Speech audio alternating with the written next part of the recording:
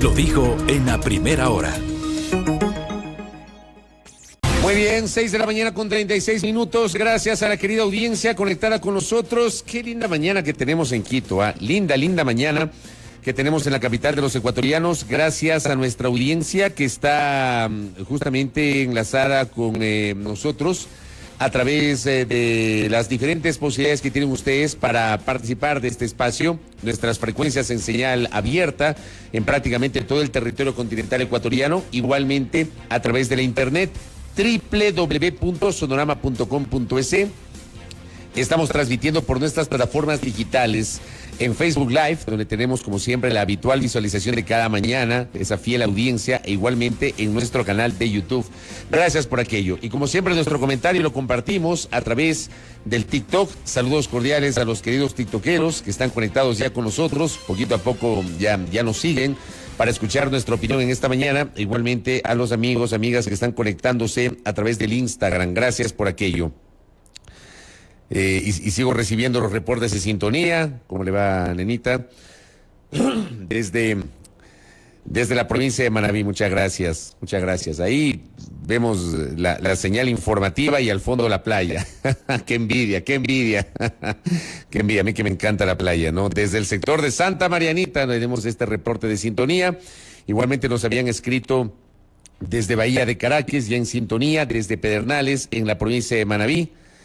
Igualmente nos escriben, nos saludan y nos comentan en este espacio de noticias a primera hora por Sonorama, la gran señal nacional. Gracias también a las fotografías, porque nos siguen llegando fotografías desde el sur. Gracias, Cris, desde el sur de la capital de los ecuatorianos, la gente que está justamente compartiendo nuestro programa y nuestro espacio de noticias. Bueno, empecemos. Tengo ahí unos par de temitas para comentar el día de hoy. Y quiero empezar con algo que evidentemente genera preocupación, que ha generado preocupación en las últimas horas a partir de una declaración del presidente de la Confederación de Nacionalidades, Confederación de Organizaciones Campesinas, Indígenas y Negras, FENOCIN, don Gary Espinosa. Don Gary Espinosa ha hecho un anuncio en las últimas horas del que por ahora se han desmarcado tanto la CONAIE cuanto la FEINE. Pero hay que recordar que la FENOCIN, desde el propio momento en el que se suscribió el Acta de la Paz, que puso fin a las manifestaciones de protesta del mes de junio pasado, desde ese mismo momento había tenido una postura crítica. Creo que no podemos olvidarnos cuando estaba prácticamente ya listo el acuerdo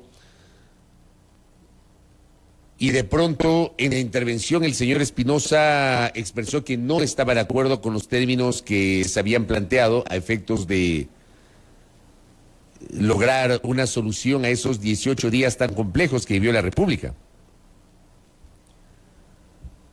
Esto motivó que el acto de firma del Acta de la Paz, aquel 30 de junio pasado, se suspenda, se genera un receso de algo así como una hora hasta que finalmente se puedan acordar algunas posiciones. Gary Espinosa, como parte de la FENOCIN y la propia FENOCIN, había participado de modo muy activo en las mesas temáticas. Y luego del cierre está claro que hay algunos temas sobre los cuales no se lograron poner de acuerdo. Nos lo dijo Leonidas Issa la semana anterior a Belkis y a quien les habla en este espacio de noticias. Por ejemplo, hay un acuerdo sobre el concepto de focalización de subsidios a los combustibles, hay un acuerdo sobre ese mecanismo de focalización que, sin embargo, no es un mecanismo que comparten algunos especialistas. Conversamos aquí con Mauricio Pozo, por ejemplo, que no estaba de acuerdo. El otro día en mi programa digital de la tarde entrevisté a Pablo Dávalos, que tampoco estaba de acuerdo con ese sistema. O sea, gente que piensa o que tiene visiones totalmente antagónicas. Y he mencionado a dos, Mauricio Pozo por un lado y Pablo Dávalos con otro. Ni siquiera ellos están de acuerdo con este mecanismo de focalización de los subsidios que, digamos, tiene algunas variables, el salario que se gana o los ingresos que uno tiene a nivel anual, que habría que prorratearlos mensualmente, la calidad de los vehículos, es decir, dependiendo del cilindraje, ¿no? Para acceder o no al subsidio al precio de los combustibles. En eso hubo un acuerdo entre el gobierno y las organizaciones indígenas, en ese concepto, pero no hay un acuerdo respecto a qué hacemos con los vehículos, independientemente del cilindraje, con los vehículos vinculados a los sectores productivos.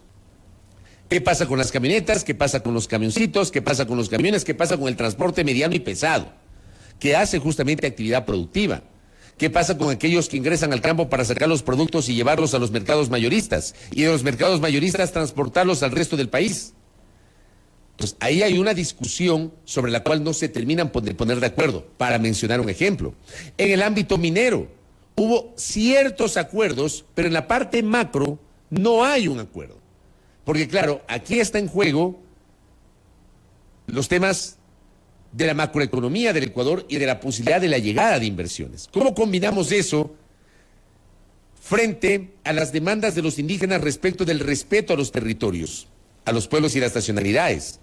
La necesidad de tener una consulta, una ley de consulta previa, libre e informada, que conceptualmente está consagrada en la Constitución, pero que no tiene una ley para su implementación. Sobre esto tienen que trabajar, porque bueno, lo de la consulta previa no sería exclusivo del Ecuador, eso ya se aplica en otros países, pero son temas que se discutieron justamente en el marco de las mesas. Está claro que no se pusieron de acuerdo en todo, pero al menos desde este espacio, desde esta cabina, quien les habla siempre estuvo de acuerdo con la necesidad de sentarse a dialogar, porque creo que es la única manera de superar las diferencias. O sea, yo de verdad no entiendo cómo hay gente que reniega de la posibilidad de dialogar. Pero como lo dije luego del 30 de junio, en estos mismos micrófonos, ese diálogo de modo alguno puede ser un diálogo de sordos, de modo alguno puede ser un diálogo de imposición, un diálogo entre comillas, que termine en una imposición, porque si hay imposición el diálogo no sirve para nada, no es diálogo. No es diálogo. Imposición de los unos o de los otros. Y como lo dije en su momento después del 30 de junio, el Estado ecuatoriano representado por el gobierno tiene la sartén por el mango. Porque es el gobierno el que puede tomar decisiones asociadas a las demandas de las organizaciones indígenas y sociales. Se cierran las mesas de diálogo, que fueron acompañadas por la Iglesia Católica. ¿Y por qué acompañó la Iglesia Católica? Alguna gente se ha molestado por aquello. Y yo quiero recordarles que el propio Leonidas Issa, presidente de la CONAIE, fue el que pidió el acompañamiento de la Conferencia Episcopal Ecuatoriana. No lo hizo el gobierno, lo hizo el presidente de la CONAIE. En medio de las protestas de junio, en la última semana, cuando parecía que todo se fue al traste, fue el propio presidente de la CONAIE el que sugirió el acompañamiento de la Conferencia Episcopal Ecuatoriana, que a alguna gente le molesta porque, claro, invocan el Estado laico en el cual vivimos. Pero independientemente del Estado laico, dentro del Estado laico también coexistimos con la Iglesia Católica. Y es el propio Leonidas Issa Salazar el que justamente planteó el acompañamiento de la Iglesia Católica en este proceso de diálogo. El diálogo se dio durante 3 meses, se dio durante 91 días. Se cerró el diálogo y, por supuesto, hay que analizar los tropiezos a los que seguramente habrán enfrentado las partes durante el desarrollo de las conversaciones. Pero ni bien cerrado el diálogo, ni bien suscrita el acta y establecidos algunos acuerdos sobre los cuales es obvio que hay que darles seguimiento, porque de lo contrario, si esto no se da seguimiento, y si no se cumplen con los acuerdos alcanzados, esto no va a servir de nada. Y sobre eso tiene responsabilidad directa el gobierno del presidente Lasso. Es el gobierno del presidente Lasso que tiene responsabilidad directa respecto del cumplimiento de los acuerdos. No los indígenas, el gobierno.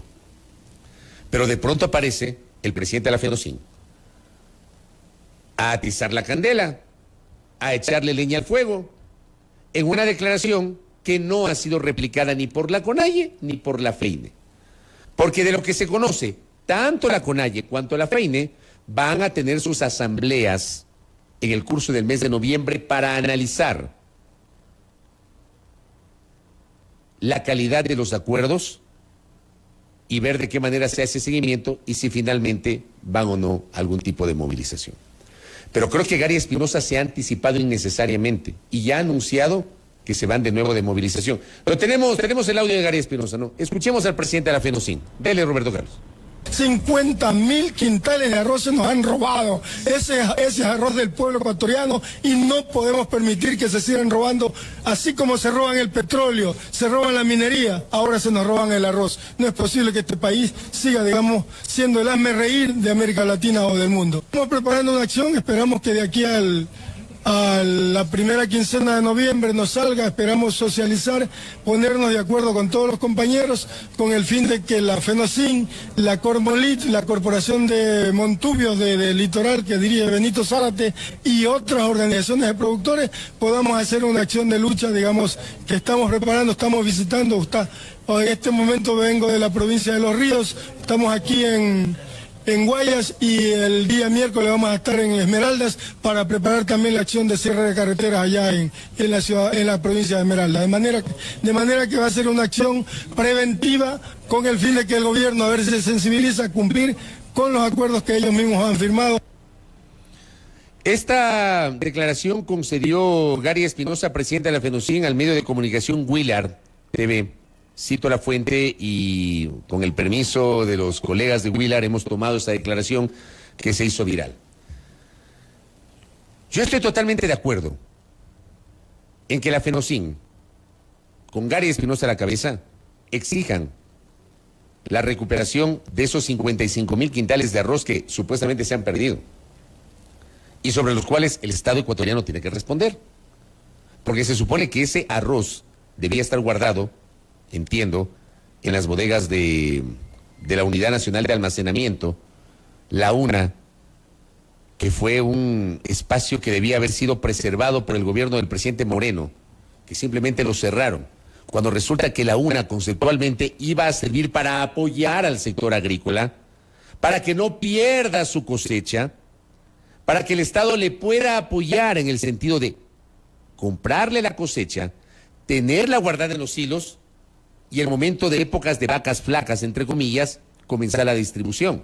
O sea, un espacio, conceptualmente hablando, de apoyo al agricultor. En el gobierno anterior, dentro de esta actitud de cerrar muchas instituciones públicas al ojímetro, decidieron cerrar la Unidad Nacional de Almacenamiento olvidándose de los agricultores o al menos no brindando una alternativa. De acuerdo, protesten por el tema del arroz, exijan explicaciones, pero yo pregunto, cerrar carreteras. El camino es ese. Hoy. O sea, parece que no estamos claros sobre el enorme daño que provocó la movilización y el cierre de carreteras de junio. Y ojo, en junio, cuando ocurrió en este espacio, ¿quién les habla? Responsabilizó directamente al gobierno de la génesis de lo que había pasado en junio. Porque el gobierno ninguneó las demandas del movimiento indígena desde los últimos 2 meses del año anterior, por si acaso. Refresquemos la memoria nomás. El principal responsable de la movilización de junio no fue el movimiento indígena, fue el gobierno. Porque el gobierno pudo haber desarmado con meses de antelación la movilización de los indígenas. El gobierno pudo hacerlo. El gobierno pudo hacerlo cuando se sentó a hablar con los indígenas entre octubre y noviembre, que tuvo 2 espacios de diálogo. Y llegó a noviembre y se habló de 15 días, de un plazo de 15 días para responder varias de las demandas del movimiento indígena. Como lo reveló en este mismo espacio el ex subsecretario de Gobernabilidad del Ministerio de Gobierno, Juan Manuel Fuertes, desde esa cartera de Estado se había preparado una respuesta al movimiento indígena y alguien, palabras del doctor Fuertes, en Carondelet les dijo, ¿saben qué? No hagamos nada, dejemos que pasen los días, ya viene Navidad, ya viene fin de año, ya viene el nuevo año, olvidémonos. Y efectivamente la opinión pública se olvidó. Se olvidaron del famoso plazo de 15 días y no les respondieron a los indígenas. Cuando revisando la plataforma de 10 demandas de los indígenas, el gobierno pudo haber respondido prácticamente todas, y no lo hizo. Esto evidentemente no va de la mano con los excesos de las protestas de junio, que es otra cosa. Pero la protesta de junio pudo haberla desactivado el propio gobierno si no ninguneaba al movimiento indígena. Si no ninguneaba. Pero ningunearon al movimiento indígena. Y después del ninguneo, vino junio, con todas las consecuencias económicas y sociales que enfrentamos. Hay sectores comerciales, y no hablo de los grandes, no hablo del gran empresariado por si acaso, hablo del pequeño y mediano empresariado, de los pequeños y medianos emprendedores, que les ha costado muelas recuperarse después de lo de junio. O sea, citemos a responsabilidades, ubiquemos a responsabilidades en su debida forma, como lo estoy planteando en este momento. Aquí no se trata de hablar solamente bien de los indígenas o hablar bien del gobierno, no. Aquí hay que establecer responsabilidades. Y recapitulo, sobre lo de junio, el principal responsable es el gobierno porque pudo desactivarlo. Luego, en el contexto de junio, tuvimos 18 días terribles que le costaron al país muertos, heridos y miles de millones en pérdidas económicas. La economía se paralizó. Una economía que ya venía complicada en el contexto de la pandemia y que enfrentó esta gravísima situación. ¿Por qué es importante poner este contexto? Porque si a mí me preguntan en lo personal, quien les habla, mi opinión, respetando la de cada uno de ustedes, la mía, yo no estoy de acuerdo con esta declaración de don Gary Espinosa. Porque me parece que es una declaración apresurada sobre todo. Es una declaración inconsulta porque no la socializó ni con la CONAIE ni con la FEINE. ¿Y por qué menciono eso? Porque por supuesto que la FENOCIN es una organización social independiente de la CONAIE y de la FEINE. Pero la FENOCIN con la CONAIE y la FEINE llevó adelante los procesos de diálogo con el gobierno durante 3 meses. Y así como dialogaron con el gobierno durante 3 meses, yo creo que la FENOCIN no puede desmarcarse de la CONAIE y de la FEINE. Y considero que este tipo de declaraciones deben ser manejadas con mayor cabeza fría. Que estoy completamente de acuerdo en que las organizaciones indígenas le exijan al gobierno el cumplimiento de los acuerdos, pero por supuesto que sí, pues. Es más, en lo personal, siento que después del cierre de las mesas, después del cierre total de todas las mesas, esto se ha quedado allí. Yo no veo todavía señales de que se empiezan a cumplir los acuerdos. Pero de allí a generar un anuncio que ya implique cierre de carreteras en las condiciones actuales, de manera, desde mi punto de vista, inconsulta, me parece un exceso por parte del presidente de la FENOCIN. Y qué bueno que ni Leonidas Sisa, ni el presidente de la FEINE se hayan sumado a esa misma declaración, sino que hayan marcado distancias y hayan dicho, bueno, aguantemos a noviembre, porque además hay gente que le dice que dice que ISA es el que organiza todo, que ISA es el que arrastra a los indígenas, que no sé qué, desconociendo cómo es la cosmovisión del movimiento indígena, cómo se manejan los indígenas, cómo son las estructuras de la CONAIE. No es que ISA se manda solo, ISA responde a un colectivo, y es el colectivo el que toma las decisiones de forma colectiva. Hay que conocer cómo funciona la estructura de la CONAIE, que está integrada por 30 y pico de nacionalidades y pueblos. Así que no es solamente la palabra de Leonidas Sisa, porque puede ser que el colectivo desautorice al presidente de la CONAIE. Y al presidente de la CONAIE no le quede más que responder y que acatar las decisiones del colectivo. Pero hay gente, evidentemente, algunos opinólogos, que le responsabilizan directamente y enfilan los dardos al presidente de la CONAIE. Acá me dice don Jeff, hola Jeff, que el mismo Gary Espinosa, después del cierre de las mesas, pidió perdón al pueblo ecuatoriano por los daños causados en el paro. Yo no tenía claridad sobre esto, gracias Jefferson. Después de cerrar las mesas, pidió perdón al pueblo ecuatoriano por los daños causados en el paro. Y ahora anuncio otra vez un cierre de carreteras. Por Dios, agoten las instancias del diálogo. Exijan que el gobierno cumpla. Exijan. Creo que están en su derecho de exigir que el gobierno cumpla con los compromisos asumidos.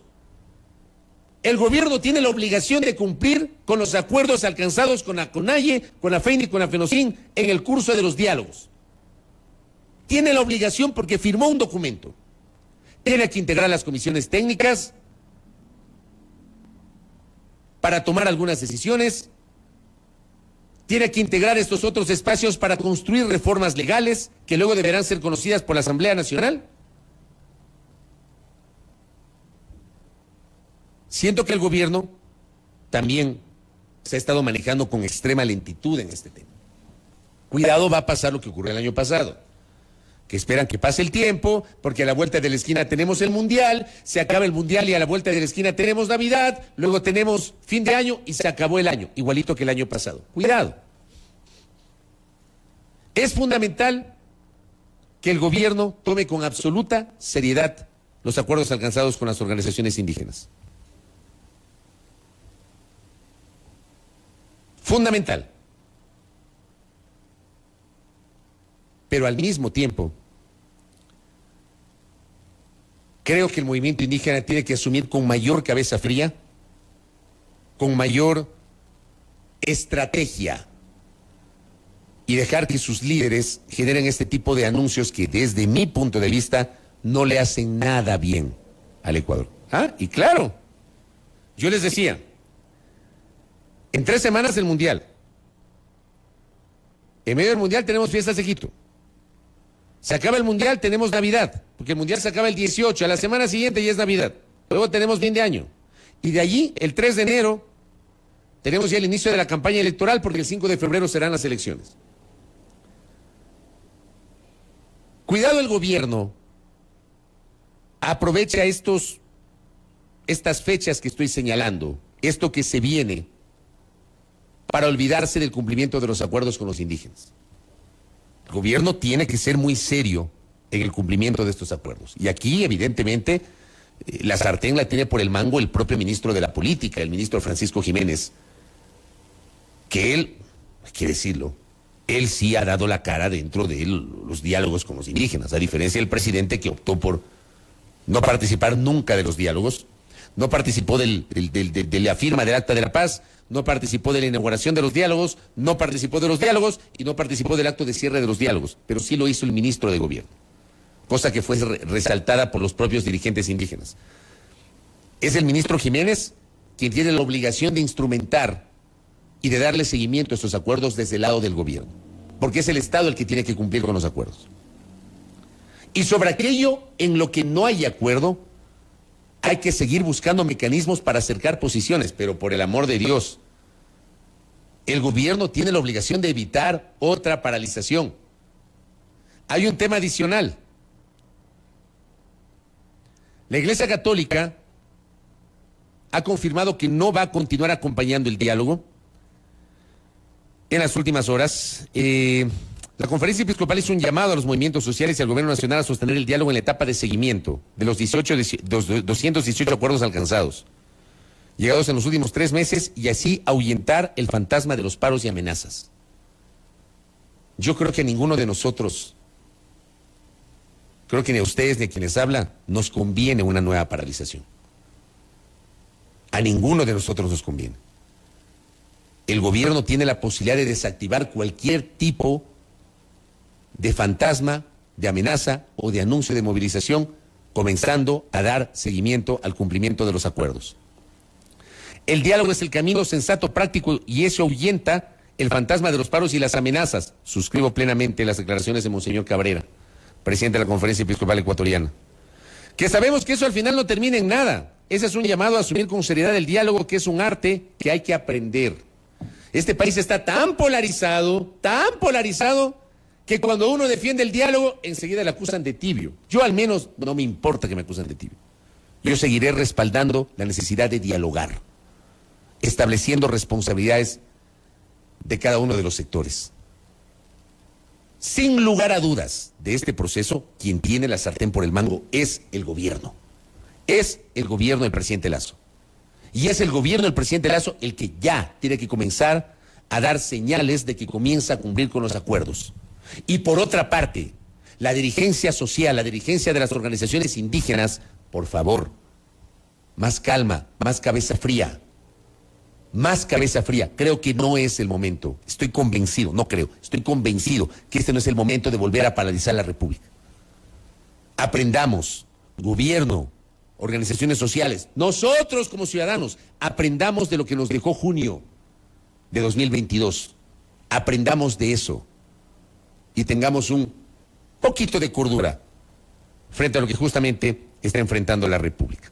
Bueno, 7:01 en la mañana, cierro el comentario, atentos, Tras la pausa, Javier Vera Grunauer, ministro de Energía y Minas, aquí en A Primera Hora. Primera plana. Todas las noticias, todas las voces.